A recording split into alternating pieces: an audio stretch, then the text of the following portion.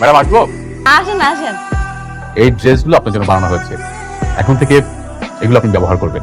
গুলশানে যে আলিশান বাড়িটা আছে, ওই বাড়িতে আপনি শিফট হয়ে যাবেন। এইসব জামা কাপড় আমি পরতে পারতাম না। আমি আমার আব্বা আম্মার কাছে থাকবো, বস্তিতে থাকবো। আমি হেনে যামকে? হাজার হাজার কোটি টাকার মালিক কোটিপতিরা কি বস্তিতে থাকতে পারে? বস্তির মানুষ বস্তিতেই মানুষ।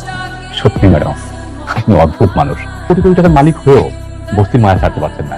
আপনি অসাধারণ। আমার খুব জানার ইচ্ছা, আমি যদি কোটিপতি হই তাহলে তো কোটিপতির ঘরেই বড় হওয়ার কথা। তাহলে ঘটনা একটু কর না? জি ম্যাডাম, আপনার যখন 1 বছর বয়স তখন আপনার মা আপনাকে নিয়ে একটা শপিং মলে গিয়েছিলেন শপিং করার জন্য।